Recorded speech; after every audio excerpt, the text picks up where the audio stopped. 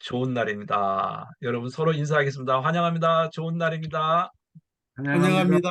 좋은 좋은 환영합니다. 좋은 날입니다. 날입니다. 예, 할렐루야. 지금은 인공지능 환영합니다. 시대입니다. 인공지능 시대에 이진준 카이스트 교수가 다시 시를 가르쳐야 할 때라고 말하고 있습니다.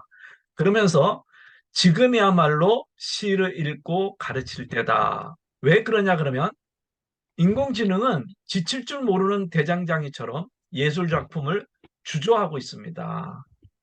그러다 보니까 창의성과 예술의 본성을 뒤흔들 수밖에 없죠. 마글스 흐름 속에서 인공지능과 인간을 가르는 조건은 무엇인가? 이 교수님은 이렇게 말했습니다. 예술을 창작하거나 감상하는 능력이야말로 인간을 규정하는 마지막 조건이 될 것이다. 사랑하는 여러분, 여러분과 제가 목사로서 따뜻한 감성, 인성을 잃지 않기 위해서 요새 AI 챗GPT로 뭐 설교 준비하는 건 너무 쉽지만 여러분이 시적 감성을 잃어버리지 않으면 좋겠습니다. 그것은 지식이 되지만 영성은 아니기 때문에 그렇습니다. 그러면서 우리가 시를 읽어야 될 이유는 저와 여러분이 인류의 일원이기 때문에 그렇습니다. 그러면서 내가 여기에 존재하는 것, 살아있는 것, 그것은 내가 시 한 편을 읽을 수 있기 때문이라고 말을 하고 있습니다. 여러분, 시 한 편 읽음으로 우리가 목사요, 또 영성가요, 지성가인 저와 여러분이 될 수 있기를 바랍니다. 그러면서 시는 곧 영혼의 양식이기 때문에 그렇습니다. 시를 읽는 것은 자식이 자신에게 돌아오는 것입니다. 세상을 경이롭게 하는 것이며 여러 세계 감정을 경험하는 것입니다. 그렇기 때문에 저와 여러분이 시를 좀 많이 읽었으면 좋겠습니다. 시를 읽으면서 좋은 것 중에 하나는 설교의 언어를 다양하게 할 수 있다는 거예요. 평범한 목사는 설교 언어가 1,000개가 안 됩니다. 그러나 시를 하면 여러분이 설교할 때 한 3,000개 정도의 단어를 이상을 쓸 수 있습니다. 어, 놀산 대성당에 한 눈먼 소녀가 국어를 하고 있었습니다. 거기에는 자기가 쓰지 않고 다른 사람이 써준 이게 편말을 가지고 국어를 하고 있습니다. 저는 눈이 멀었습니다. 한 푼만 주십시오. 이렇게 평범하게 보통 쓰고 있지요. 그런데 아무도 그거를 그냥 보지 않고 사람들은 그냥 지나갑니다. 그런데 어떤 사람이 지나가다가 글자 하나를 다시 써줬습니다. 그것은 뭐냐 그러면 나는 당신들이 볼 수 있는 봄을 보지 못합니다. 나는 당신들이 볼 수 있는 봄을 보지 못합니다. 같은 위치에서 같은 소녀가 같은 상황에서 구걸하지만 표지 하나, 글귀 하나 바뀌었는데 사람들은 동정을 베풀고 온정을 베풀기 시작했다는 것입니다. 이것이 바로 문학의 역할이라고 장영희 교수는 말합니다. 설교자도 바로 이와 같은 역할을 이 시대에 해야만 되는 것입니다. 그래서 시나 문학을 여러분이 왜 읽어야 되는가, 왜 고전을 읽어야 되는가, 또 성경을 왜 읽어야 되는가 하면은 문학은 우리에게 어떻게 삶을 극복하고 살아가는 것을 가르쳐 줍니다. 문학은 또 삶의 용기, 사랑, 인간다움을 우리에게 가르쳐 줍니다. 문학 속에 등장하는 인물들의 치열한 삶, 그들의 투쟁, 그들의 승리를 장영희 교수는 배우고 또 그것을 통해서 그의 삶을 승리로 이끌어 나가고 있었습니다. 우리가 성경을 읽은 것도 성경의 사람들의 치열함을 통해서 우리가 이제 성경을 통해서 우리의 삶을 위로받듯이 저와 여러분도 그랬으면 좋겠습니다. 시는 왜 읽어야 되냐면 그 언어에 피가 흐르기 때문에 그렇습니다. 시의 언어는 누가 찌르지 않아도 상처 없이 피가 흐른다고 이어령 교수는 말하고 있습니다. 특히 시편을 읽을 때 여러분은 그 시편의 저자들의 흐르는 피, 절규 소리를 듣지 않으면 여러분이 있는 시편은 허상에 불과할 수밖에 없습니다. 또 여러분의 설교가 어떤 사람은 이렇게 말합니다. 목사님, 저는 기도만 하면 설교가 촥촥촥촥 떠오릅니다. 윤동주 시인은 이렇게 말합니다. 인생이 살기 어렵다는데 시가 이렇게 쉽게 쓰여지는 것은 부끄럽다. 성도들의 삶이 어려운데 목사의 설교가 20시간, 30시간, 일주일 내내 몇십 시간을 투자하지 않고 그냥 주여 이렇게 해서 설교하는 것은 자기 기만이요, 하나님 기만이요, 성도의 기만인 것입니다. 그런 사람들의 설교는 아는 것을 가리키는 겁니다. 설교자는 아는 것을 가리키는 게 아니라 깨닫는 것을 가리키는 것입니다. 안다는 것과 깨닫는 것의 차이는 무엇인지 아십니까? 안다는 것은 설교자를 아프게 하지 않습니다. 그러나 깨닫는 것은 설교자를 아프게 합니다. 여러분이 성경을 읽고 또 뭘 할 때 아프면 그것은 깨달은 겁니다. 근데 성경 읽는데 아프지 않고 뭐 이렇게 그냥 민둥민둥하고 설교를 할 수 있어요. 그것은 아는 겁니다. 아는 거 얼마든지 가르칠 수 있습니다. 그러나 깨닫는 거 가르치기는 너무 어렵죠. 나는 여러분이 설교할 때 깨닫는 것을 가르칠 수 있기를 바랍니다. 박지영이라는 시인이 뜻밖에라는 시에서 이런 고백을 했습니다. 젊은 날에는 시를 쓰기 위해서 사전을 뒤졌습니다. 뭐 국어사전 다 뒤졌죠. 그런데 몇 편의 실직과 몇 편의 시련이 지나갔습니다. 그랬더니 시가 이제 들어오기 시작하는 거예요. 시는 뜻밖에 있었다는 거죠. 즉 한마디로 말해서 고난이 통해서 시가 이제 쓰여지기 시작했다는 거죠. 그래서 저와 여러분도 고난 있는 목사, 고난이 있을 때 시편이 새롭게 다가오게 되고 그 언어가 이제 구상 시인처럼 진실이 담기게 되고 어, 그 말을 했을 때 성도들이 가슴에 와닿습니다. 근데 진실이 닿지 않는 언어는 머리에는 다 와닿는데 가슴에는 와 닿지 않는다는 거죠. 나는 여러분의 설교가 머리에 와 닿지 않고 가슴에 다가갈 수 있는 언어가 소유할 수 있기를 바랍니다. 어, 그래서 시인이 되려 그러면 스스로 많이 울어야 되고 가장 쓸쓸하고 가장 높고 가장 외로울 때 시인이 된다고 청량리 시인은 말했습니다. 설교자도 언제 진정한 설교자냐? 많이 울고 쓸쓸하고 가난하고 고독이 높을 때 설교자가 되고 그런 사람의 언어가 하나 둘 진리의 보석이 되는 겁니다. 우리 동네 목사님이라는 기형도 시인의 시에 보면 성경이 아니라 생활의 밑줄을 그어야 된다고 한 목사님이 말했습니다. 시골에 있는 목사님입니다. 예, 사랑하는 여러분, 여러분의 삶 속에 성경이 밑줄 긋는 게 아니라 삶의 밑줄을 긋을 수 있기를 바랍니다. 그러면서 여러분이 성경을 볼 때, 또 책을 볼 때 어떤 정신으로 읽어야 되는가? 전련이라는 글귀에 보면 이병렬 시인은 이렇게 말합니다. 눈 감아도 보이고 눈을 감지 않아도 보이는 것은 한 번 보았기 때문이다. 그런데 한 번 보았는데 어떻게 보았냐면 심장에 담았기 때문이다. 예, 여러분이 성경을 읽을 때 또 책을 읽을 때 심장에 담지 않으면 그것은 허상입니다. 아는 건 많아요. 그러나 그것은 진리는 아닙니다. 나는 여러분이 성경 단어 하나를 구절 하나를 심장에 담고 한번 성경을 볼 수 있기를 바랍니다.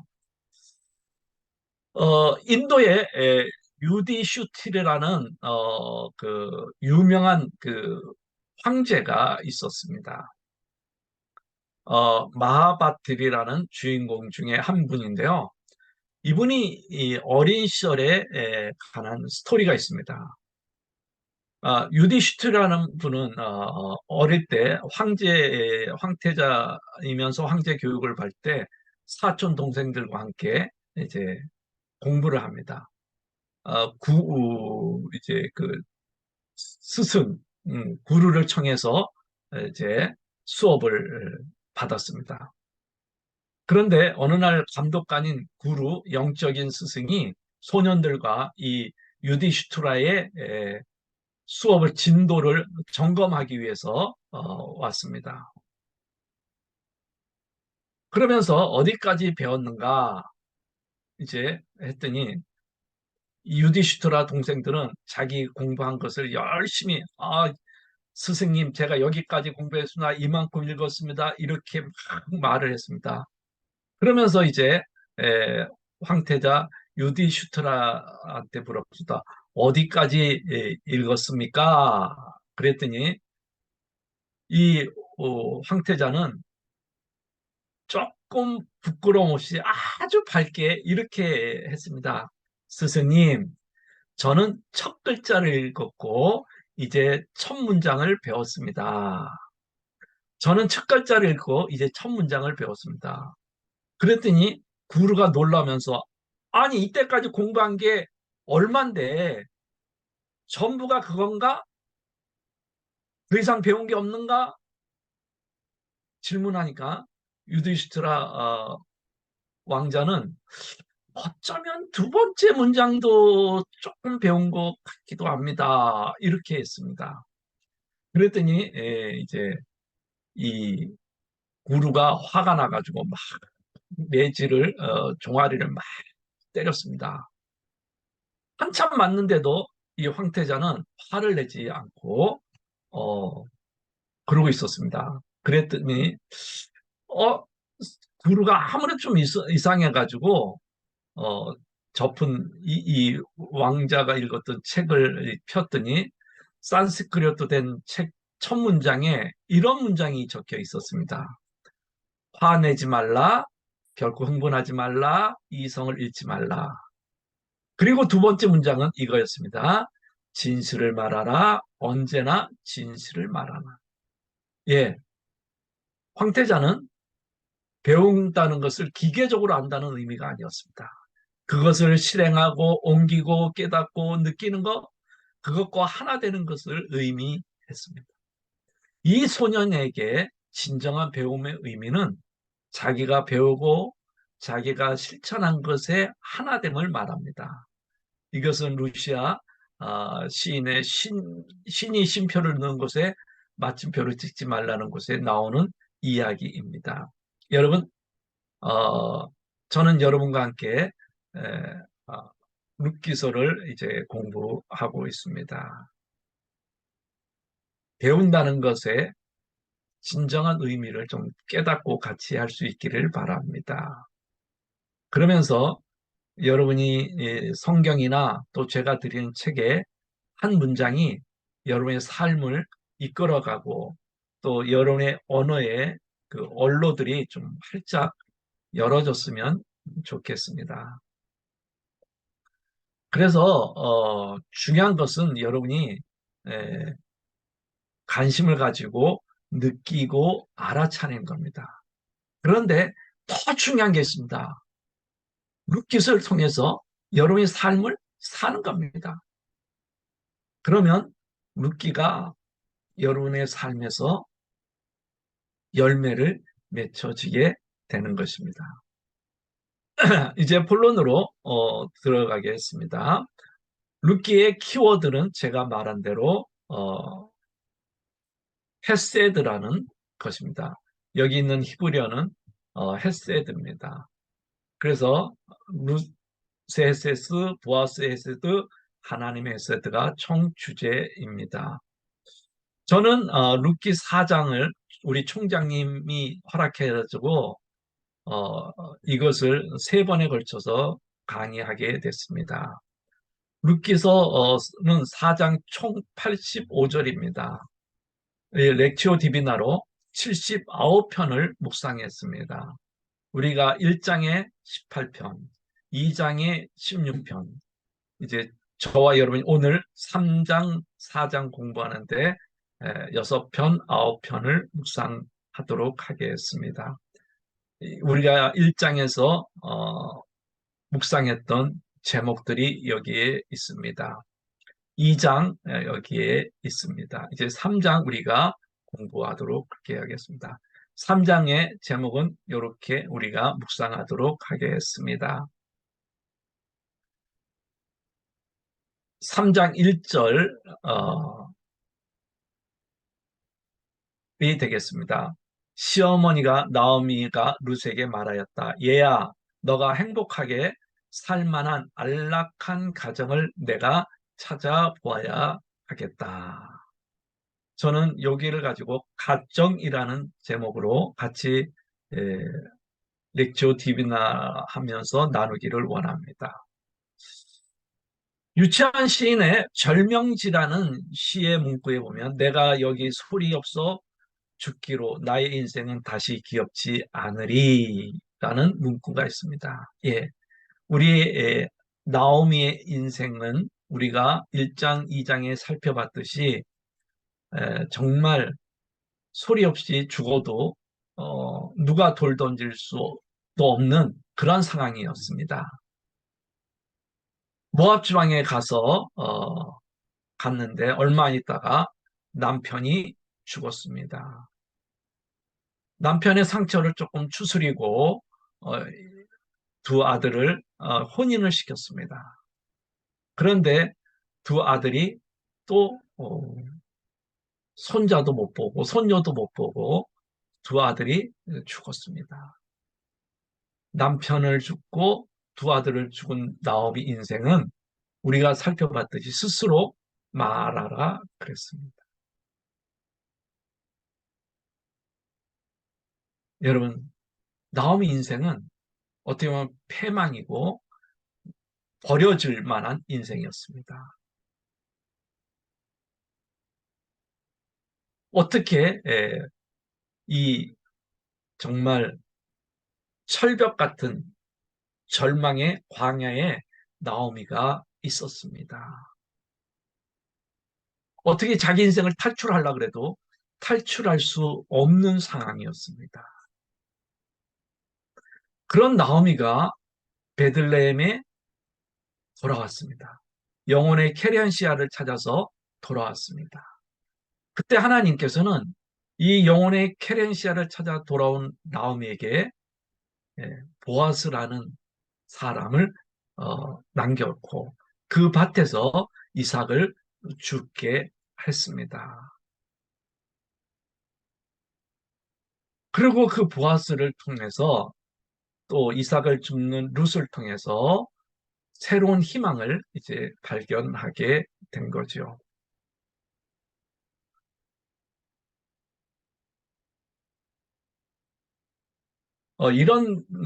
그래서 나오미는 살자고 베들레헴의 기근이 들어와서 살자고 도망친 모압의 자리는 죽을 자리였습니다. 근데 이제 고향에 가서 죽겠다. 베들레헴에 가서 죽겠다. 한 그 돌아온 자리는 살 자리였습니다. 예, 여러분 진심으로 나오미가 죽고자 하는 마음으로 베들레헴에 왔을 때 하나님은 살려 주었습니다. 여러분도 저와 여러분이 베들레헴에 돌아오면 살아가는 역사가 있게 됩니다. 여러분, 근데 인생은 내가 살아갈 때 살릴 수 있는 능력이 많지 없습니다. 예, 공지영 소설가의 부활 무렵이라는 거기에 보면 이런 문장이 있습니다. 어, 이 순례라는 여인이 있는데 어, 내다버리긴 누가 내다버려 사는 거는 살아야지. 맞아, 엄마는 선수잖아. 딸은 갑자기 희망보트 응대하는데 그게 무슨 말이냐면 이 순례라는 여인은 본달갈, 또 다리 다친 부엉이, 알을 낳지 못하는 그런 닭, 이런 것들을 어, 와가지고 키워서 알을 얻는, 그 다음에 이웃에 있는 화초가 죽어도 이 순례라는 여인에게만 오기만 하면 막 살아나는 거예요. 이상하게 죽어가는 모든 이것들이 살리는 능력이 순례에게 있었습니다. 근데 이 여인에게 에, 살리지 못하는 사건이 하나 있었습니다. 그것은 죽어가는 남편, 죽어가는 젖소. 아이들의 얼굴에 사라져가는 밝은 빛은 살려내지 못했습니다. 예, 결정적인 순간에 자꾸만 무너지는 그녀, 그녀의 날들은 살릴 수가 없습니다. 왜? 그것은 그녀가 어떻게 볼 수 있는 영역이 아니기 때문에 그렇습니다. 여러분, 우리가 인생을 살다 보면 내 영역을 어떻게 볼 수 없는 상황이 오게 됩니다. 내가 할 수만 있으면 남편을 살렸겠죠. 내가 할 수만 있으면 자식을 살렸겠죠. 그러나 내가 할 수 없이 사랑하는 남편을 먼저 보내고 자식을 또 보낼 수밖에 없는 이 나오미. 우리가 살다 보면 이렇게 어쩔 수 없는 능력에 내 능력에 밖에 부닥칠 수밖에 없습니다. 그럴 때 우리가 어, 찾아야 될 것은 하나님입니다. 그때 우리가 돌아야 할 것은 십자가 앞입니다. 그래서 사랑하는 여러분, 나오미는 그 직업이 뭐냐 그러면 나오미 뭐 직분이라 그러기는 좀 이상하지만 나오미를 사람들이 뭐라고 부르냐면 알마냐라고 부릅니다. 알마냐. 알마냐라는 히브리 말은 가부라는 뜻인데 이게 또 재밌는 게 뭐냐면 벙어리라는 의미가 있어요. 벙어리. 그러니까 가부는 벙어리가 돼도 할 말이 없는 거예요. 이 알마냐, 가부, 벙어리가 돼가지고 아무 할 말이 없는데 루시 이삭을 주워와서 그 밭이 보아스라는 밭을 알고 그가 고엘 물을 자라는 알고 이 나오미가 생각지 않는 단어를 꺼내고 있는 거예요. 그거는 뭐냐면 루세에게 가정을 찾아주겠다는 거죠. 즉 불행했던 가정을 행복한 가정으로 만들어 주겠다는 것이 이 나오미의 희망입니다. 그래서 희망은 히브리 말로 티바크입니다. 여러분, 이 가부가 스스로 말하라고 청했던 여인의 가슴에 한 줄기 희망의 빛, 티바크가 어, 있습니다. 이 티바크가 이 나오미와 롯의 인생을 어떻게 만드는지 우리 끝까지 흥미진진하게 볼 수 있기를 바랍니다. 사랑하는 여러분, 저와 여러분이 어려울 인생을 살다 보면 어려울 때 있습니다. 난공불락을 만날 때 있습니다. 철벽일 때만 여기가 내 절명지 죽을 땅이라고 생각할 때가 있습니다. No, 거기에 하나님의 희망, 작은 티바크가를 우리에게 주신 것이 있는 줄 믿습니다. 여러분, 공지영 글자에 문구가 있는데 이런 문구가 있습니다. 이 분이 있는데 혹시 같이 한번 읽어볼 수 있을까요, 여러분? 눈을 뜨고 있었지만 캄캄 어두움. 나는 다만 내가 떨어져 맹렬한 속도로 느낄 수 있다. 제가 자기가 인생이 어려워서 맹렬하게 떨어지는 것 같은데 캄캄한 절벽에 뛰어내렸다고 생각했는데 알고 보니까 지나고 나니까는 자기가 뭐 엄청난 절벽 밑에 떨어졌다고 생각했는데 나중에 인생이 뒤에 살아보니까 뭐예요? 문턱, 문지방은 그냥 살짝 넘었다. 그 정도의 충격밖에 안 되었다는 거죠. 그리고 문 밖으로 나왔다는. 예, 우리에게 주어진 엄청난 불행은 사실 그 당시엔 큰 충격이지만 이 티바크를 발견하면 그렇게 에, 큰 것은 아닌 것입니다. 그렇기 때문에 사랑하는 여러분, 우리 힘들지만 견디고 여러분이 이 티바크를 좀 발견할 수 있기를 바랍니다. 그래서 나오면은 며느리에게 이제 하나님을 통해서 이 헤세드를 어, 주기를 경험하고 있습니다. 그래서 여러분 가정은 하나님의 헤세드를 경험할 수 있는 최적의 장소인 것입니다. 여러분 하우스와 홈의 차이가 뭔지 아십니까? 어떤 아이가 호텔에서 어, 어, 노숙 아닌 노숙을 하게 됐습니다. 그랬더니 어떤 분이 얘야 너는 집이 없니? 그랬더니 에, 예 그랬, 그랬더니 이 아이가 하는 말이 예 저희는 하우스는 없어요. 그러나 홈은 있어요. 그랬습니다. 예, 하우스는 건물입니다. 홈은 거기에 엄마, 아빠, 사랑이 있는 것이 홈인 것입니다. 나오미는 룻에게 하우스보다는 홈을 주기를 원했습니다. 그래서 여러분이 잘 알고 있는 이 홈에 거주하는 사람을 뭐라 그러냐면 패밀리라고 말을 합니다. 패밀리라는 이 단어는 송기론 목사님이 이렇게 정의했습니다.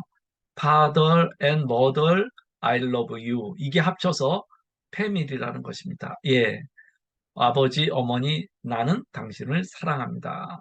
아, 패밀리란. 예, 하우스의 가장 키워드는 바로 사랑인 거죠. 그래서 존 하워드 페인이라는 분은 홈 스위트 홈에서 이런 말을 합니다. 이 세상의 쾌락과 궁전 가운데 내가 돌아다닐지라도 나를 언제나 겸손케 하는 것은 내 집 같은 곳이 다시 없습니다.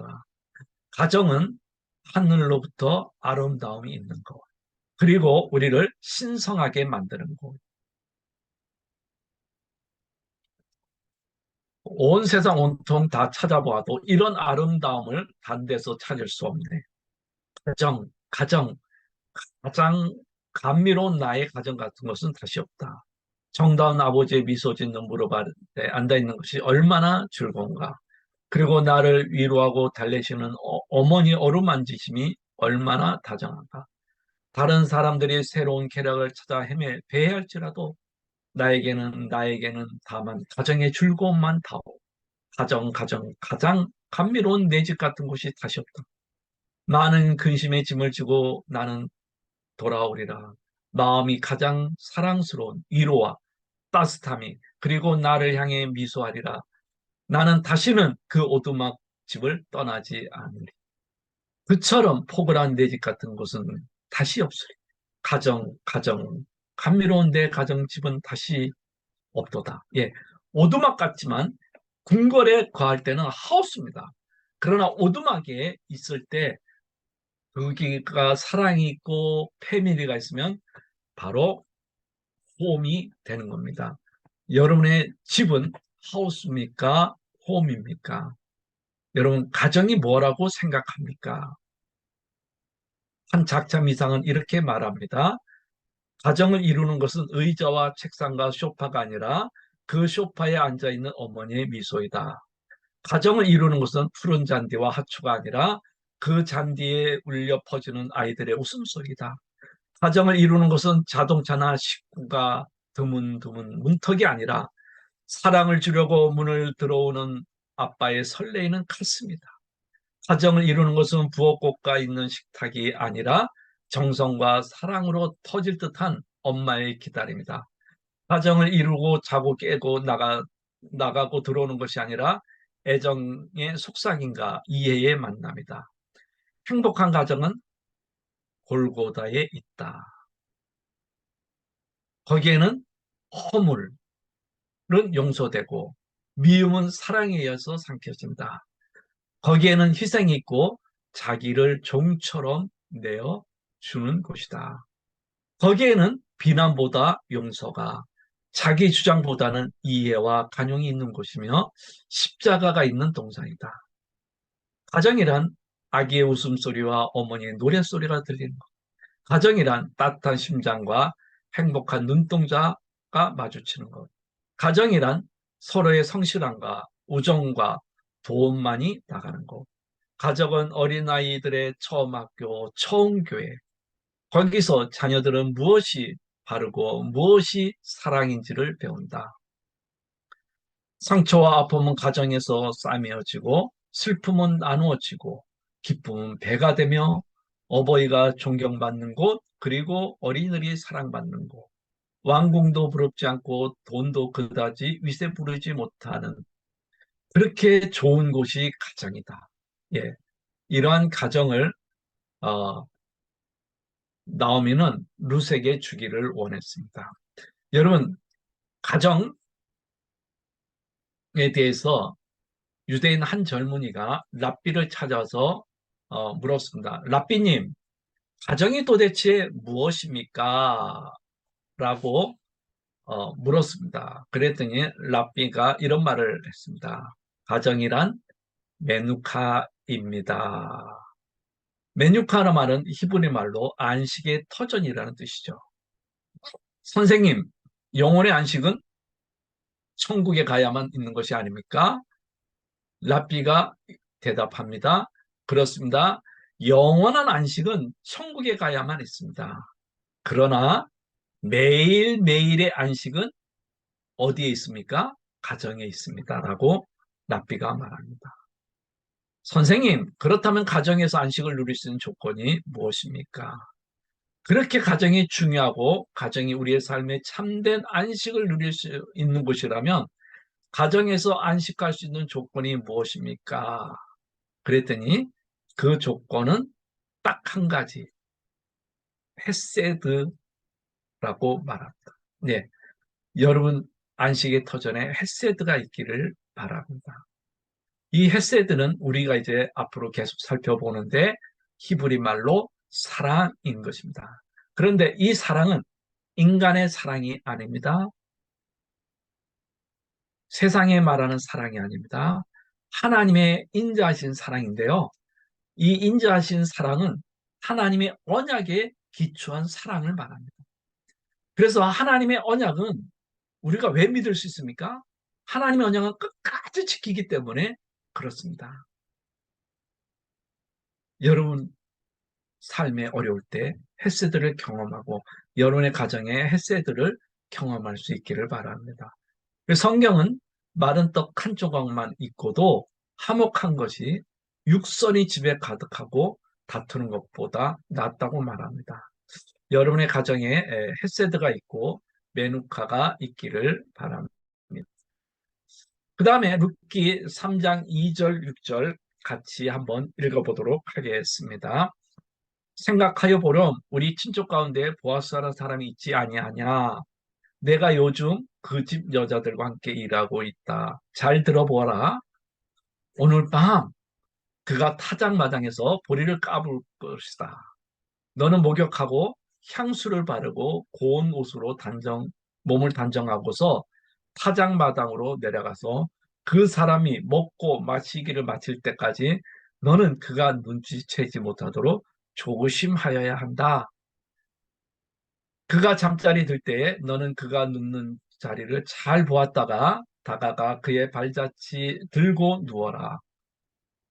그러면 그가 너의 할 일을 일러어 줄 것이다. 룻이 시어머니에게 대답하였습니다. 어머님께서 일러주신 대로 다 하겠습니다. 어머니가 일러준 대로 다 하겠습니다.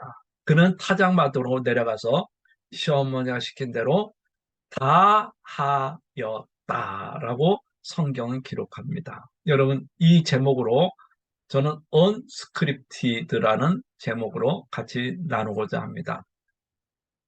사랑하는 여러분, 우리 인생은 각본대로 흘러가는 것이 아닙니다.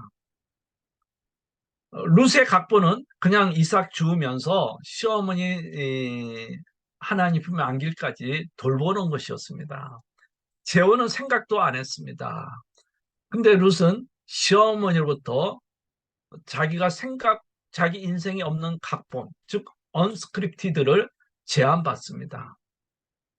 이것은 너무 황당합니다. 얘야, 어, 목욕하고 제기하고 이렇게 어, 보아스 발밑에서 있다가 쉽게 말하면 보아스를 네가 덮쳐라 이렇게 말하는 것입니다. 여자로서의 자존심이 상합니다. 어머니, 저는 재혼할 마음이 없어요. 이렇게 항변하지도 않습니다. 어머니, 여자가 자존심이 어떻게 남자에게 먼저 다가갑니까? 그러지도 않습니다. 룻은 시어머니가 시키는 대로 다 순종하였다고 성경은 기록하고 있습니다.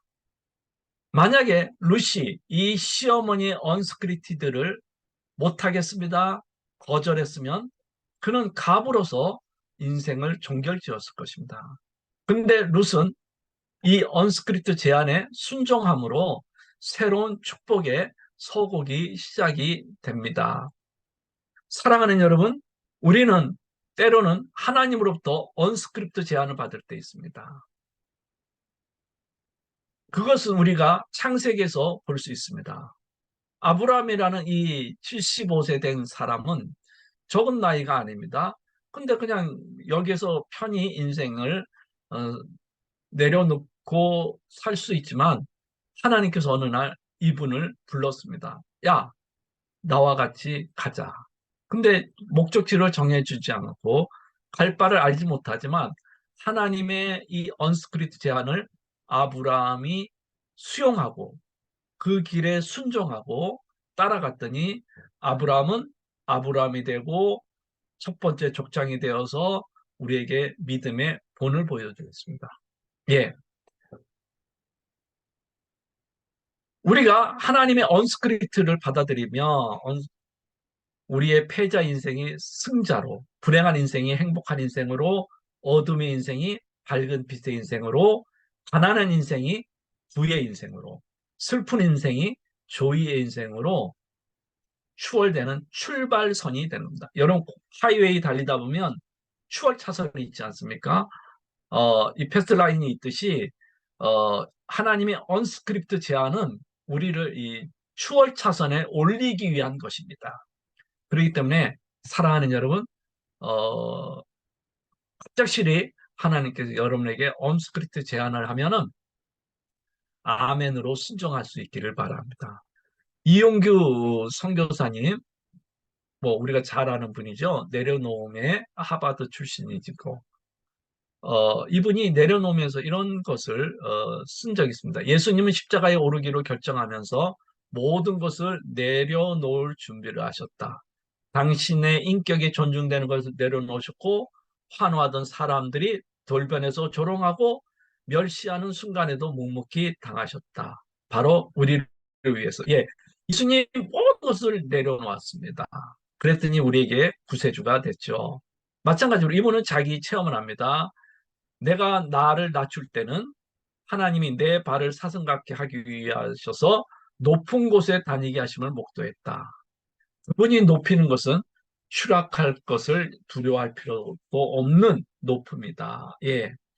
언스크립트 제안, 하버드에서 그냥 교수하고 이렇게 됐지만, 야, 몽골에 가라. 그 낯선 곳에 가서 얼마나 많이 고생을 했습니까? 이렇게 낮출 때, 이 언스크립트 제안을 이분은 받아들였을 때, 우리가 오늘 잘 알고 있는 이 용규라는, 어, 걸쭉한 선교사님을 보게 되고 그의 저서를 통해서 우리는 많은 도전을 받게 됩니다. 예, 우리 인생은 내 계획대로 흘러가지 않지요. 로울라라는 이 사람은 이런 인생의 계획을 세웠습니다. 난 인생을 계획을 세웠다. 청춘의 희망으로 가득한 세상 빗속에 난 오직 행복한 시간들만 꿈꾸었다. 내 계획에서는 화창한 날들만 있었다. 내가 바라보는 수평선엔 구름 한 점이 없었으며 폭풍은 신께서 미리 알려주리라고 믿었습니다. 슬픔을 위한 존재 자리는 존재하지 않습니다. 내 계획서에는 이런 것들이 없었다고 말합니다. 고통, 상실, 아픔 이런 것들은 이분의 계획이 없었어요. 이분의 계획에는 오직 성공만이 있었습니다. 어떤 인생의 수첩에도 실패를 위한 페이지는 없었어요. 손실 생각도 안 했습니다. 오로지 얻을 거. 그러면서 많이 비가 오더라도 곧 무지개가 뜰 것만 계획을 했습니다. 그러나 인생이 계획대로 되지 않지 않습니까?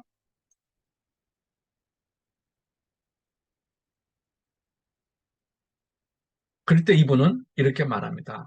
인생이 내 계획대로 되지 않을 때 난 전혀 이해할 수 없었다. 난 크게 실망했다.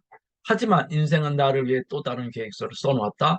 현망하게도 그것은 나한테 자신의 존재를 알리지 않았다.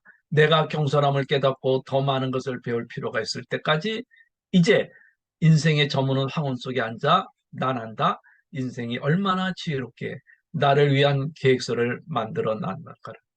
그리고 이제 남남다 또 그 계획서가 나에게 최상이었음을. 예, 여러분 하나님께서 저와 여러분에게 언스크립트 제안을 할 때는 그것이 최선이고 최고의 길인 줄 믿습니다. 우리가 인생을 살다 보면 창냥이 씨처럼 이렇게 말합니다. 신이 에, 내게 묻는다면 내가 무슨 말을 할까요? 저 미불보다 더 무엇이라고 말할. 즉, 뭐 지렁이보다 하나님께 이 지렁이 같은 야고바 했듯이 청량이 시인도 삶에 이 미물보다 못할 순간이 있어. 너무 부끄러워서 하나님이 묻거나 신이 묻는다. 나는 울었다.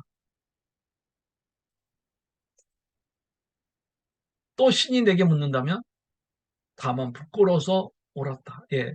우리가 울 수밖에 없는 상황에서도 하나님의 이 제안만 받아들이면 역전되게 되는 것입니다. 그래서 우리가 때로는 힘에 겨워 눈물로 가슴을 멍들게 하고 내 두 발로 똑바로 걷지 못하고 휘청거릴 때가 있습니다. 쌓아놓은 것은 하나하나 다 없어질 때가 있습니다. 허물어질 때가 있습니다. 내가 물을 손에 잡았을 때 물이 내 손에 남지 않고 다 손가락 사이로 다 빠져나가시 그렇게 내가 소유하고 가지려고 몸부림쳤던 것이 그냥 빠져나갈 때가 있습니다. 여러분, 그럴 때 이 운명과 내가 당당하게 악수할 수 있는 것은 하나님의 언스크리티드 제안을 받아들일 때 그렇습니다. 사랑하는 여러분, 하나님의 언스크리티드 제안을 저와 여러분이 받아들일 수 있기를 바랍니다.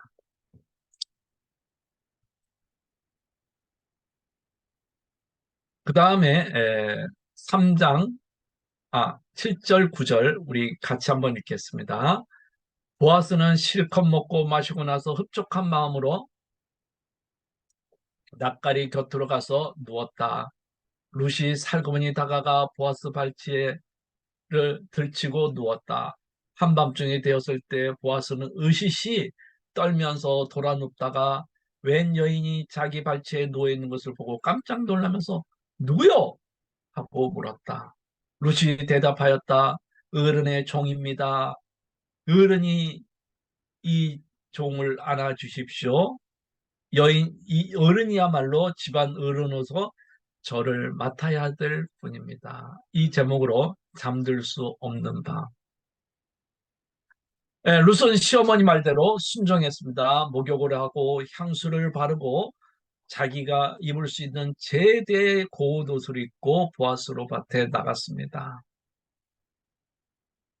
남들은 다 집에 가서 잠드는데 보아스는 타작마당에 흥겨워서 잠을 청하고 있습니다. 거기에 보아스 룻도 있었습니다. 별빛만이 어두운 밤을 밝히고 있었습니다. 보아스도 풍성한 추수에 흡족하면서 몇 년 만에 이 풍년이 들었기 때문에 아주 흡족하면서 잠이 들었습니다. 근데 그 밤에 잠들 수 없는 여인이 있었죠. 룻이라는 여인입니다. 룻은 이 깊은 저교의 밤을 잠들 수 없었습니다. 사랑하는 여인에게, 사랑하는 사람에게 잠을 주지만 이 구절이 룻에게는 이루어질 수 없었습니다. 낯선 남자의 발치에 누워있는 룻. 그녀는 자기 인생에 덮친 이 어두운 밤을 생각합니다. 추수를 마친 베들레헴 보리밭에서 깊이 잠든 낯선 남자를 바라보며 독수리의 날카로운 발톱이 자기 인생을 핥히고 간 이 살라오의 큰 상처를 생각하며 뜬 눈으로 밤을 지새웁니다. 낯선 남자 보아스는 깊은 잠을 자지만 룻은 잠들 수 없습니다. 예, 우리도 인생을 살다 보면 남들은 깊은 잠을 자지만 잠을 잘 수 없는 밤이 있습니다. 저도 남들은 깊은 잠을 잘 때 강대상에서 몇 년을 엎드려서 기도하다 자다 기도하다 자다 그런 적이 많이 있었습니다.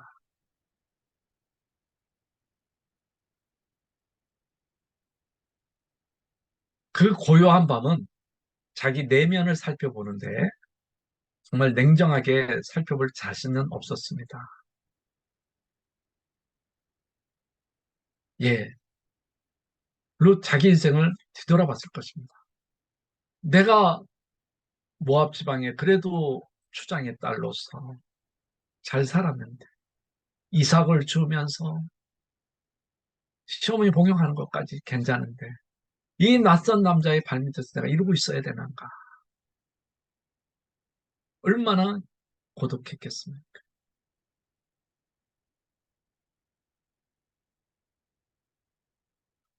몽골 말로 고비는 항무지라는 뜻이라 그럽니다. 생애 한 고비가 간신히 넘어갔으면 또 만나는 고비. 어쩌면 나는 그 고비를 건너가고 있는지도 몰랐다. 이 길 끝에 무엇이 있을까? 고비의 한복판에서 룻은 물었을 것입니다. 이 길 끝에 무엇이 있을까? 예, 사랑하는 여러분, 나이가 많던 적던 사람들 그 안에 깊은 심연이 있습니다. 근데 이 심연은 사람마다 깊이가 다릅니다.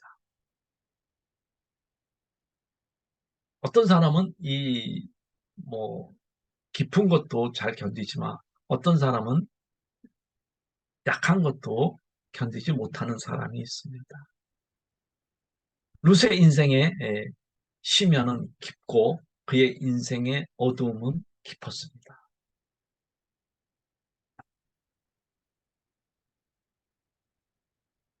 그래서 셋땅이라는 분의 시에 보면 캄캄한 밤하늘에 별, 별, 별, 달, 별, 별, 별, 땅의 모든 곳이 고요고 잠들고 풀벌레 소리만 이따금 들리는데 룻에게는 이 풀벌레 소리만 들립니다. 이렇게 잠들 수 없는 룻의 인생. 정말 하룻밤 사이에도 겨울이 오고 소낙비 같은 슬픔이 룻의 인생에 쳐들어왔습니다. 한 여자로 태어나서 한 남자의 아내로 옆일 종보하는 것은 행복인데 룻은 그러지 못했던 거죠. 그의 인생에 폭풍 치는 밤이 온 것입니다. 가슴속에는 검은 안개, 눈에는 죄의 빛, 바람에 휘갈리는 다리로 힘을 벗지 못하고 날지 못하고 돌에 맞으며 피 흘리며 미끄러지는 인생의 밤을 룻이 맞이하게 됐습니다. 김초의 시인의 시처럼 부서지는 것이 어디 너뿐이랴. 부서져 파도가 못되어 울고 섰노라. 예, 부서지는 게 어디 너뿐이겠습니까? 루세 인생이 부서졌습니다. 정말 룻은 새우잠을 또 못 자는 이 밤을 맞이하고 있는 겁니다.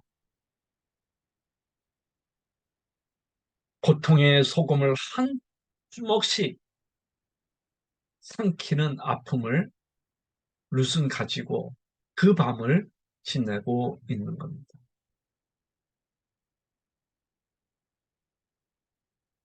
여러분, 삶이 무거우면 몸도 무겁습니다. 몸이 무거우면 마음도 무겁습니다. 룻의 삶이 무거우니 몸도 마음도 얼마나 무겁겠습니까? 남자 발밑에서 있는 룻의 인생을 우리가 어떻게 이해할 수 있겠습니까? 정말 휘몰아치는 눈빛을 만나지 않으면 살고 있는 것이 아니라고 말하지만 사는 게 아닌 룻의 인생인 것입니다. 어떻게 보면 인생의 바닥에서 룻은 있는 것입니다. 더 이상 바닥이 닿지 않는 발바닥에 룻이 있게 되는 것입니다.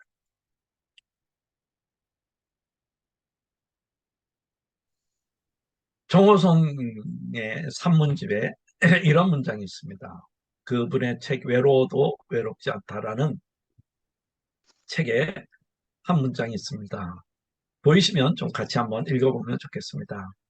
자네가 지금 바닥에 굴러 떨어졌는데 만일 바닥이 없다면 어떻게 되겠는가? 한없이 깊은 어둠의 나락과 시면 속으로 끊임없이 빠져들고 있는 게 아닌가? 그 끝 없는 끝이 어디 있겠는가? 바로 죽음이 아니겠는가? 그런데 잘 생각해 보게. 자네가 지금 주저앉아 울고 있는 바닥이 자네를 죽음의 나락으로 빠져들지 않게 힘껏 받쳐주고 있지 않는가? 그러니 얼마나 감사한가? 바닥은 원망과 부정의 존재가 아니라 감사의 존재야. 자네는 바닥 그냥 딛고 일어서기만 하면 된다. 예, 우리가 인생의 바닥. 아유, 목사님, 바닥 아니에요. 저는 지하예요. 이렇게 말하는 분도 계실 것입니다. 예. 저도 뭐, 추락했더니 바닥인 줄 알았더니 바닥에 했더니 하나님께서, 그 바닥을 똑 치니까 저 천길 지하로, 어, 떨어뜨렸습니다. 추락해서 죽을 것 같은데, 하나님은 저에게 티바크를 주셨고, 헤세드를 경험하게 했습니다. 여기에서 잠깐 우리가 영적으로 조금 살펴보고자 합니다. 어, 영성하시는 분들이 이 부분을 가지고 이렇게 해석하는 것이 있습니다. 너는 목욕하고 기름을 바르고 의복을 입어라. 이것이 영성하는 분들은 또 종말론자들은 신부가 신랑을 맞을 준비의 자세다. 이렇게 말하고 있습니다. 우리가 신부가 신랑을 맞이할, 즉, 우리가 주님을 맞이할 자세가 이렇게 해야 된다는 거죠. 목욕하고 라는 것은 하츠라는 히브리 말입니다. 요거는 칼 완료입니다. 씻다, 목욕하다. 근데 영적으로는 이 목욕하는 것을 죄 씻음을 받아야 된다라는 것으로 해석을 합니다. 그 다음에 기름을 바르고 요거는 슈크라는 히브리 말입니다. 칼 완료. 어, 기름을 바르다. 기름을 붓다. 요것은 뭐냐면 자범죄를 회개한다는 것을 말하고 있습니다. 의복을 입고라는 말은 시물라, 칼 완료로서 의복 외투 싸는 것을 말합니다. 즉 주님이 주시는 의복을 입어야 된다라고 말을 합니다. 사랑하는 여러분, 우리 주님을 맞이할 때 제시씀, 우리의 자범죄를 회개하고 주님이 주시는 흰 옷을 입을 수 있는 저와 여러분이 되기를 바랍니다. 어, 넬슨 도르마라는 오페라의 한 대목이 있습니다. 아무도 잠들지 말라, 아무도 잠들지 말라. 넬슨 도르마, 넬슨 도르마. 그러면서 별을 보시오 희망과 사랑과 희망을 전율하는 물러가라 밤이여 사라져다 별들여 사라져다 별들여. 그러면서 이게 너무 멋있지 않습니까? 새벽이 밝아오리다 이 길이 이 길이 이 길이 빈 채로 빈 채로.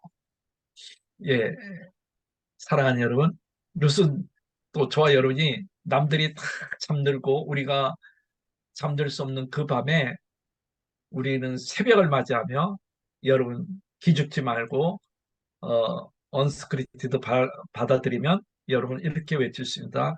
빈체레로 빈체레로 승리. 그러면서 여러분의 밤은 물러가게 될 줄 믿습니다. 그 다음에 3장 10절에서 11절 보아스가 룻에게 말했다.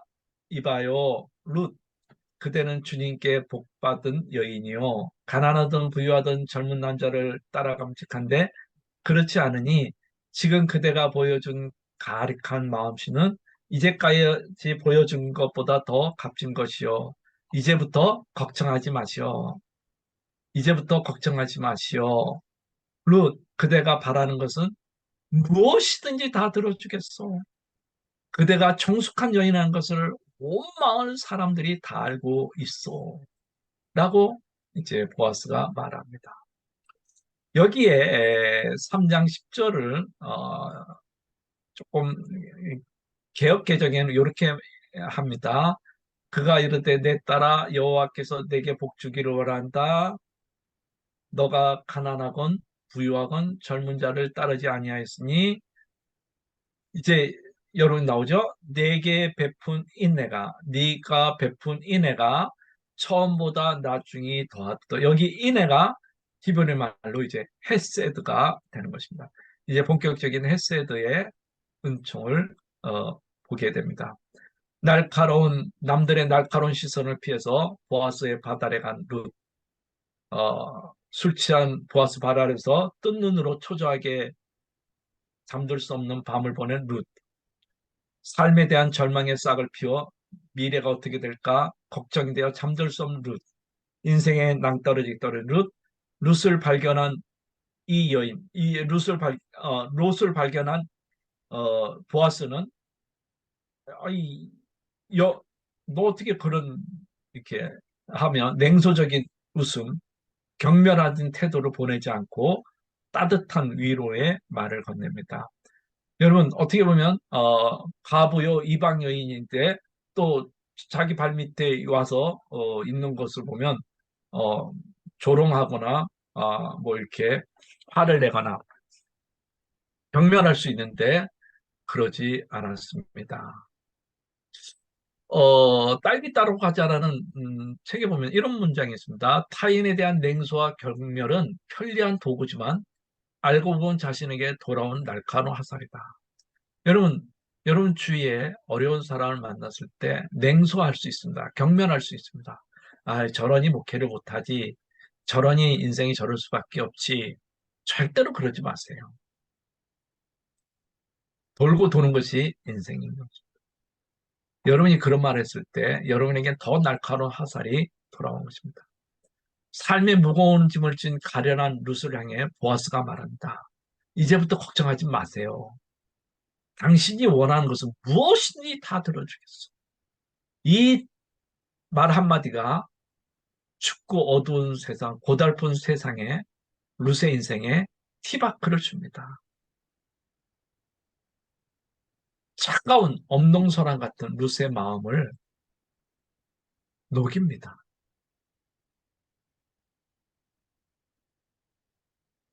사랑하는 여러분, 우리는 남에게 냉소를 보내지 말고 이 보아스처럼 이런 고백을 할 수 있기를 바랍니다. 이제부터 걱정하지 마시오. 왜? 내가 있다는 거죠.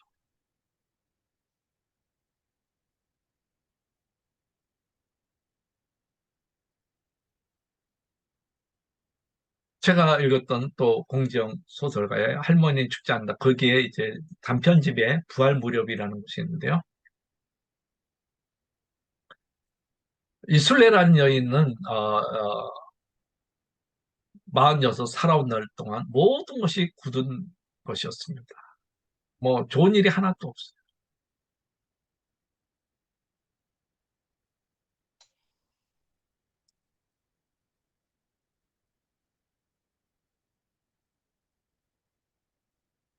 그러면서 순례란 여인은 혼자 일한 중얼거리는 말을 합니다. 한 번만 살게 해주면 어떻게 하든 살 거더라고. 한 번만 살게 해준다면. 예. 아무도 자기 인생에 도움을 주지 않는다는 거죠. 그러나 보아스 인생에도 아니 루세 인생에도 아무도 도와주는 사람이 없었지만 보아스 하는 거 하나가 걱정하지 마세요. 내가 도와주겠습니다. 이 한마디가 루세 인생을 살리고 나오미 인생을 살리는 것입니다. 여러분, 여러분이 굳은 인생을 만났고 실패한 인생을 처한 사람들을 여러분이 한번 살려줄 수 있기를 바랍니다. 그리고 여러분 힘이 있으면 도와줄 수 있으면 좋겠습니다. 우리는 이런 말을 합니다. 병아리가 껍데기를 깰 때 도와주면 안 된다. 자기 힘으로 깨어나와야지 된다. 안 그러면 죽게 된다고 하는 게 자연의 법칙입니다. 예, 이건 틀린 말은 아니죠. 그러나 이 순례라는 여인은 이렇게 말합니다. 어떤 인- 바보 같은 인간들이 좋은 책에다 그런 말도 안 되는 걸 써. 힘이 있으면 도와주는 게 당연하지. 예, 뭐, 정석대로 살 수 있지만 도와주면 좋겠습니다. 정혜신이라는 정신과 의사의 책에 당신이 옳다라는 책이 있는데요. 여기 보면 이런 말이 있습니다. 내 고통에 진심으로 눈을 포개고 듣고 또 듣는 사람. 내 존재에 집중해서 묻고 또 물어주는 사람. 대답을 체근하지 않고 먹먹하게 기다려주는 사람이면 누구라도 상관없다. 그렇게 해주는 사람이 중요한 사람이다. 그 한 사람이 있으면 사람은 산다. 사람은 그 한 사람이라는 존재의 개별성 끝에 보편성을 획득한다. 그러므로 한 사람은 세상의 전부다. 우리는 누구에게 한 사람이고 한 사람이다. 그래서 누구든지 결정적인 치유자가 될 수 있다. 한 사람을 구원하는 힘의 근원은 정확한 공감이다. 예. 루세게 한 사람은 보아였습니다. 강도 만난 사마리아 사람에게 한 사람은 사마리아 사람이었습니다. 오늘 이 시대에 사마리아 사람은 여러분이 될 수 있기를 이 아멘. 시대에 한 사람의 보아스가 여러분이 되기를 바랍니다.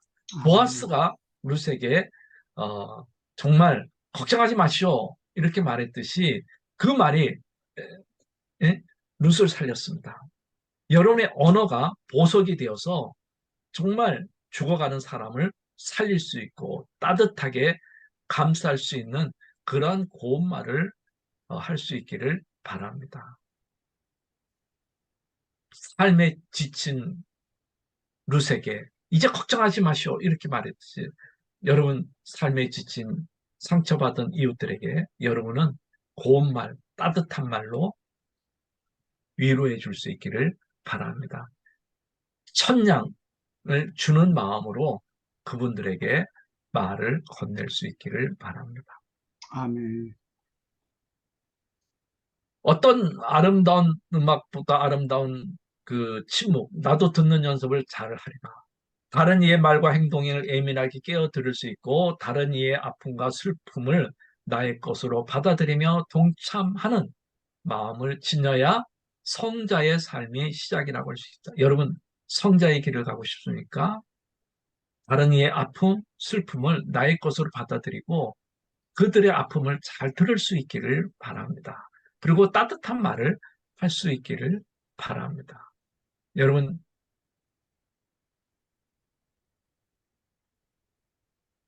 여러분을, 타인을 사랑하는 것은 여러분을 사랑하는 것입니다. 그렇기 때문에 그 타인을 사랑할 때 조건적인 사랑은 안 됩니다. 미소가 아름답다, 뭐 말씨가 좋다, 사고가 좋다, 이런 것으로 사랑하는 사랑은 오래 가지 못하는 것입니다.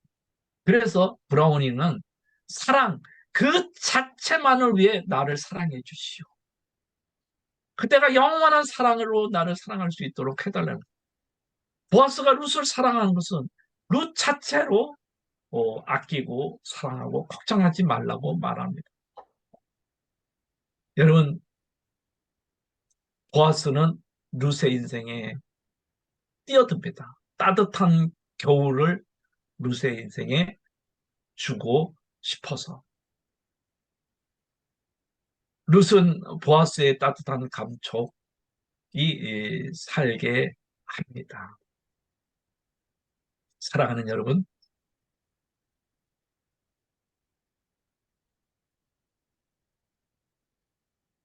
이병률 시인이 한때 어려운 일을 당했습니다. 근데 이 꽃다발을 어떻게 누가 줬든지 꽃다발을 가지고 밤늦게 이제 술집에 예, 들어갑니다. 그러면서 할머니가 밤늦게 술 먹으러 이 시인을 보면 꽃다발이 너무 아름다우니까 한참 쳐다봤습니다. 그랬더니 시인이 할머니 꼭 잘 어울리니까 가지세요. 그럽니다. 근데 할머니는 아이 가져가라 가져가라. 그런데 시인은 꽃을 놔두고 그냥 갑니다. 근데 할머니가 이런 말합니다. 에이 또 오기나 해라. 또 오기나 하라. 또 오기나 해라. 얼마나 평범한 말입니까? 밤늦게 젊은이가 술 먹고 가면서 꽃을 놓고 가는데 안 갖고 갑니다. 또 오라 그럽니다. 근데 꽃향은 두고 술향은 가져간다. 그런데 좁은 골목길, 식목길 가서 골목 끝에 할머니를 서게 있게 한다. 그러면서 할머니가 또 이런 말 합니다. 다른 데 가지 말고 집에 가라! 여러분, 이 한마디가 시인은 그날 밤에 이렇게 말했답니다. 신에게 가겠다고 까부는 밤이었다. 술을 몇 잔 부어주고서야 이토록 하나고 착하게 온다. 예, 여러분, 이 사람이 그날 밤에 나 죽겠어. 나 하나님께 갈 거야. 자살하겠다는 거죠. 근데 할머니가 또 와라. 다른 데 가지 말고 집에 가라. 이 한마디가 이 시인을 살렸다는 것이요. 예. 우리 사람 살리는 거, 어, 큰 말 아닙니다. 따뜻한 말 한마디가 살게 되는 것입니다. 여러분, 여러분이 흘리는 눈물, 그 눈물에 누군가 같이 흘러줄 때 거기는 우주가 탄생이 되는 것입니다.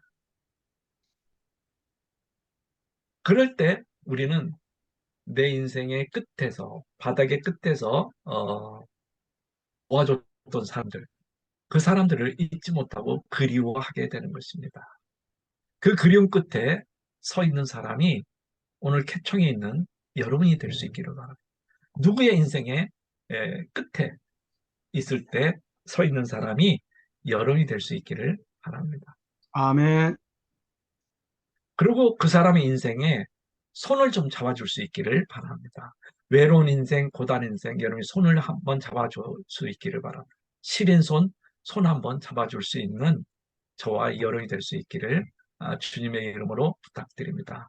그러면서 우리 같이 한번 읽어보면 좋은 시입니다. 같이 한번 읽어보겠습니까? 같이 한번 읽어보면 좋겠습니다. 그대 힘들고 외로워도 울지 말아요. 그리고 내 손 잡아봐요.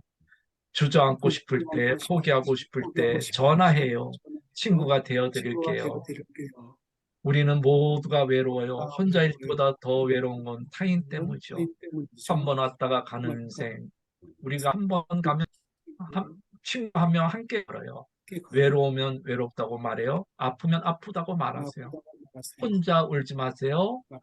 위로하며 우리 함께 가요. 길고 긴 인생길을 서로 위로하며 서로 마주잡고 손잡고 함께 가요. 우리는 친구니까 웃을 수 있을 거예요. 살아온 날 행복한 일 가끔 있잖아요. 없으면 만들어요. 이제부터 우리 시작해요. 내가 그대 웃음이 되어드릴게요. 사랑하는 개척 여러분, 여러분이 누군가의 웃음이 되어줄 수 있기를 바랍니다. 여러분, 누구나 위하여 종을 울리라는 그 시에 보면 사람은 누구나 그 자체로 온전한 섬이 아닙니다. 모든 인간은 대륙의 한 조각이며 대륙의 일부분입니다. 그러면서 종은 바로 그대를 위해서 울린다. 여러분, 사랑의 종을 울립니까? 타인을 위해서 울리는 거 아닙니다. 여러분을 위해서 그 종이 울리는 겁니다. 구제의 종을 울렸습니까? 그 구제가 그 사람을 구제하는 것이 아니라 여러분의 영혼을 구원하는 겁니다. 위로의 종을 울렸습니까? 다른 사람을 위로한 게 아니라 여러분이 위로를 받는, 나눠줌의 종을 울렸습니까? 섬김의 종을 울렸습니까? 그게 다 여러분에게 가는 겁니다. 여러분, 차를 몰다 보면 붉은 신호등이 있으면 딱 서야 됩니다. 마찬가지로 여러분, 양기자 모순의 그 소설에 보면 이런 말이 있습니다. 이렇게 생긴 사람을 사랑해주는 그가 고맙다. 사랑하지 않고 스쳐갈 수 있는데 사랑일 줄도 모른다는 걸음을 멈춰준 그 사람이 정령겁니다. 사랑이란 그러므로 붉은 신호등이다. 커지기만 하면 무조건 멈춰야 하는 위험을 예고하면서 동시에 안전도 예고하는 붉은 신호등이 바로 사랑입니다. 여러분, 누군가 여러분 앞에 가난의 붉은 신호등이 켜져 있습니까? 그 신호등을 보고 멈출 수 있기를 바랍니다. 타자를 배려하면서 자기 삶을 사는 것이 인생인 것입니다. 나 혼자 독식하는 거, 나 혼자 오병이어의 축복을 누리는 거, 나 혼자 5천 명분을 먹는 거 축복이 아닙니다.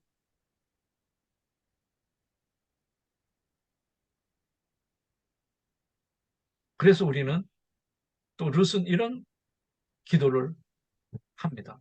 주께서 베푸시는 구원의 기쁨을 내게 회복시켜 주시고 내가 지탱할 수 있도록 자발적인 마음을 주세요. 주의 구원의 즐거움을 내게 회복시켜 달라고 룻은 합니다. 그 다음에 사랑은 룻기 3장 12절에 15절 내가 지방간 그대를 맡아야 할 책임이 있다는 건 틀림없어. 하지만 그대를 맡아야 할 사람은 나보다 더 가까운 친족 한 사람이 있어. 오늘 밤 여기 지내고 날이 밝거든 봅시다. 그가 지방간으로 그대에게 맡으면 좋소. 그렇게 하도록 합시다.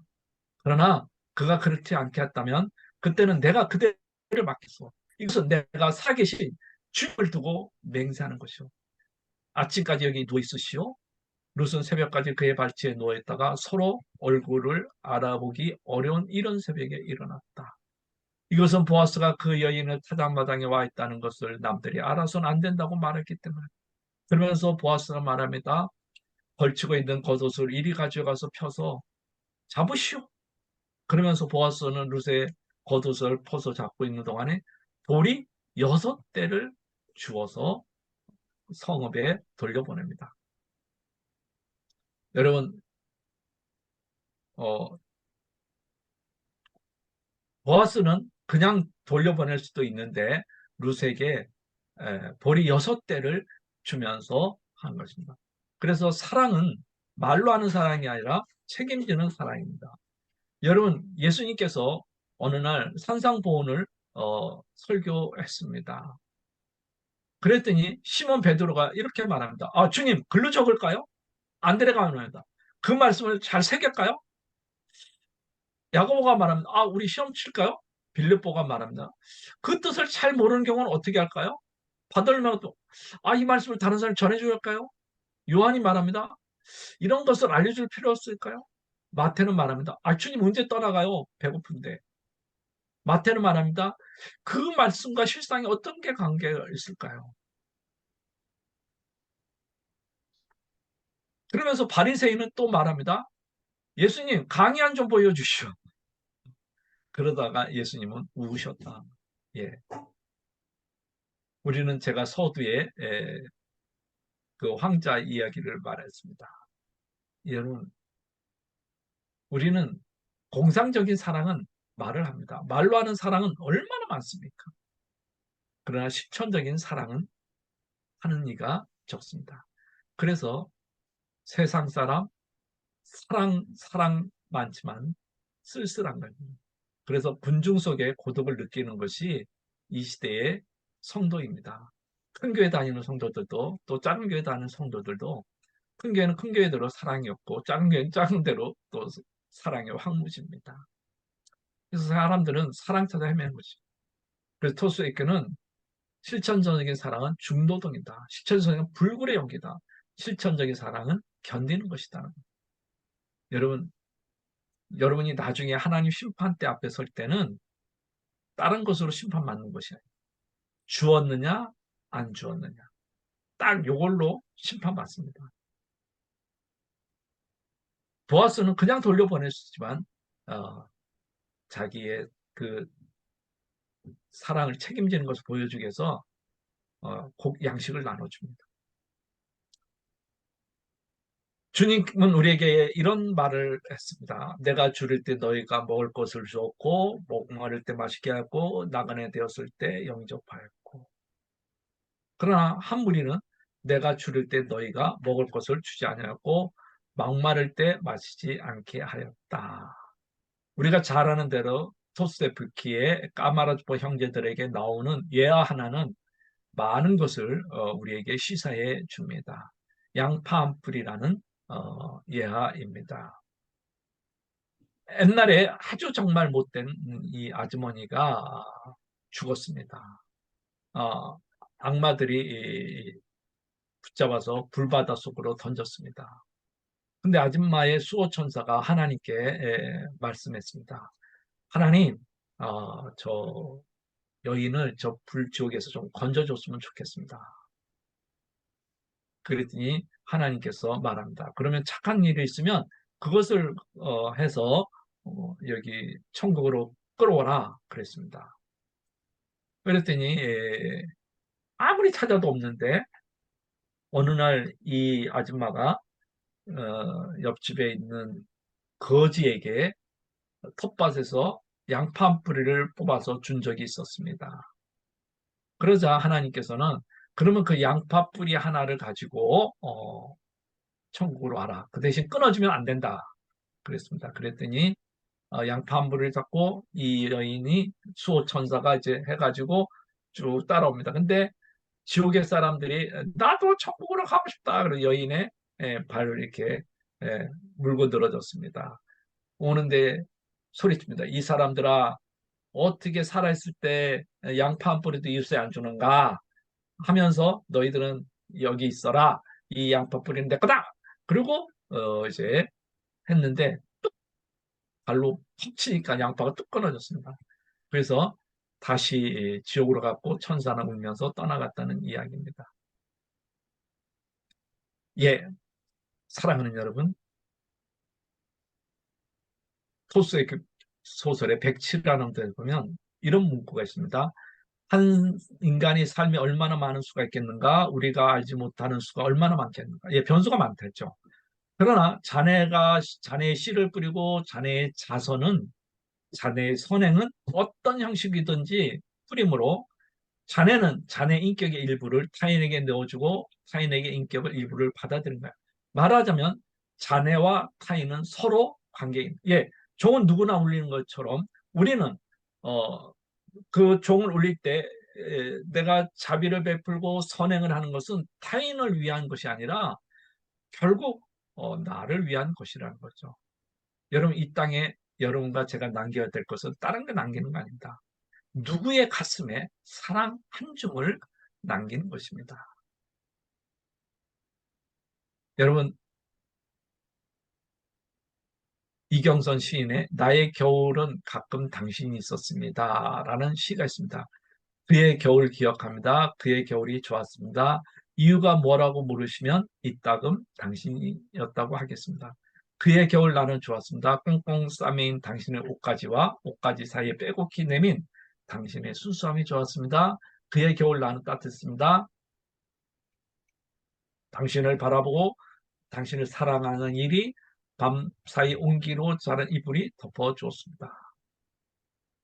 그의 겨울을 기억합니다. 그의 겨울이 좋았습니다. 당신을 기억하는 중입니다. 당신이 있다면 떠오릅니다. 예, 누군가의 인생의 겨울에 따뜻함을 주는 저와 여러분이 될 수 있기를 바랍니다. 안도의 시인처럼 연탄재 함부로 차지 말라. 너는 누구의 가슴에 한 번이라도 따뜻한 적이 있는가? 예, 우리 한 번이라도 따뜻하게 된 적이 있는지 모르겠습니다.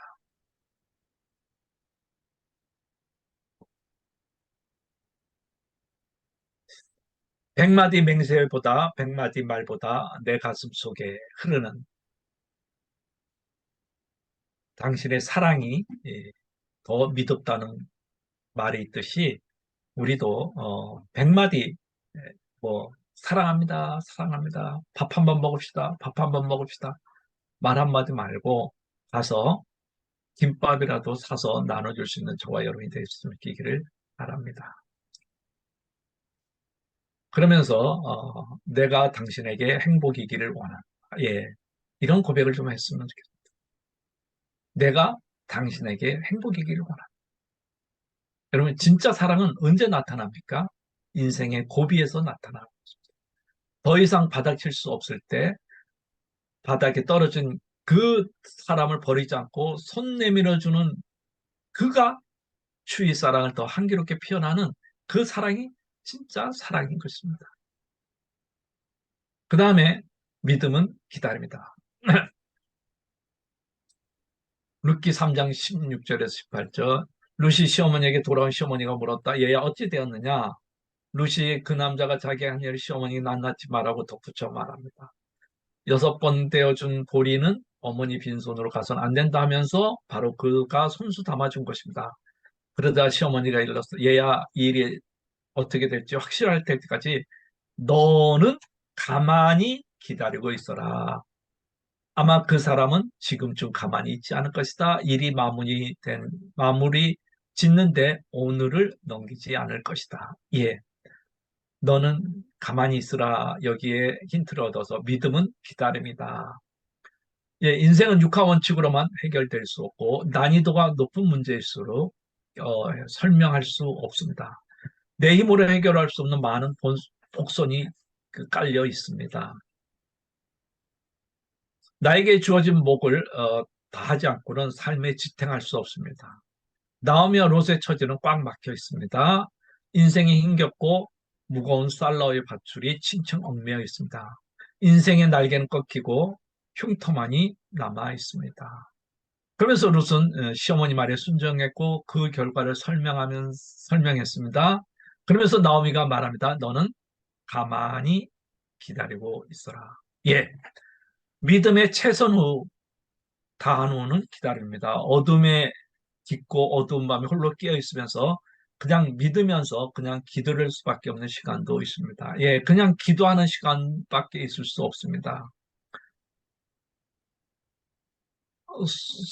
소크라테스 익스프레라는 책에 이런 문구가 나옵니다. 우리를 가장 귀한 선물은 얻는 것을 찾아 나설 때가 아니라 그것을 기다릴 때다.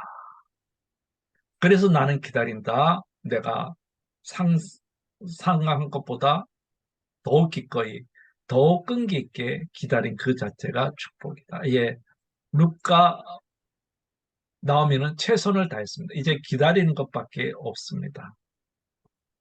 예, 세상이 뜻대로 된다면 문제될 게 없죠.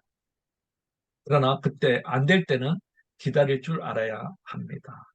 뜻을 이루려고 노력하면서 때를 기다리려면 반드시 그 때가 오게 됩니다. 저도 인생의 깊은 나락에서 뭐 어, 추락하고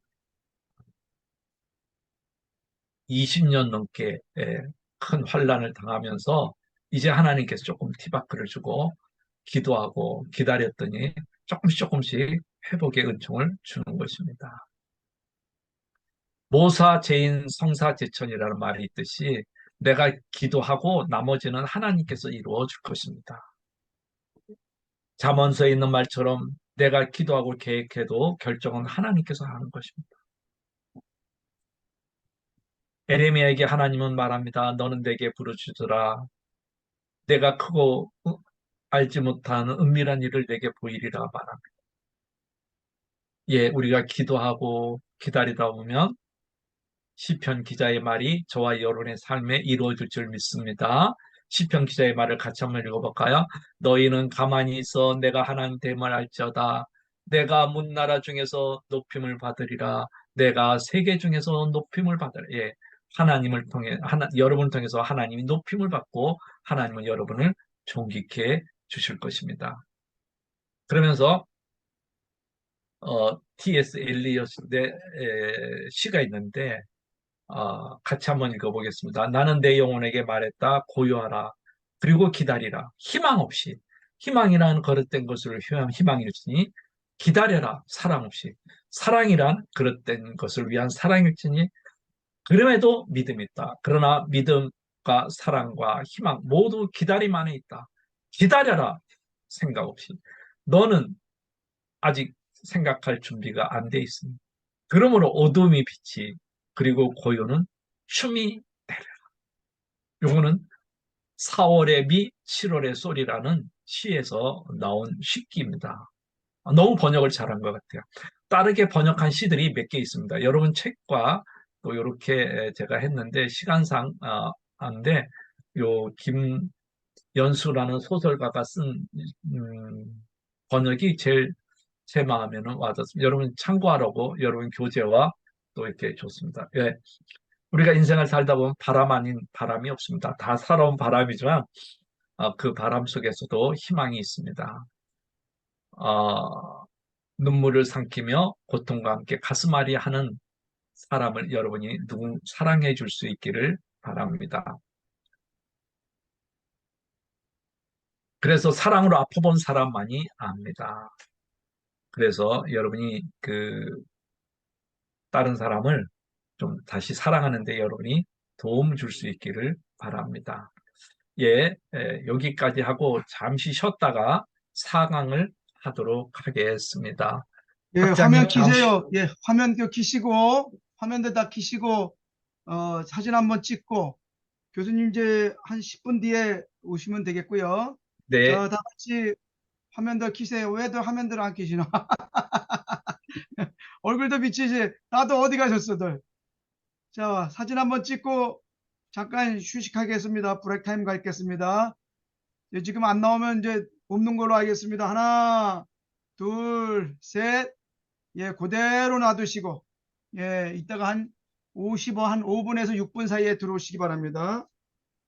55분에서 6분 사이에. 네, 네, 교수님 화면만 감사합니다. 끄세요. 잠깐 쉬었다 오시겠습니다. 그대로, 그대로 내버려두고. 그대로 놔두세요. 네, 네. 네.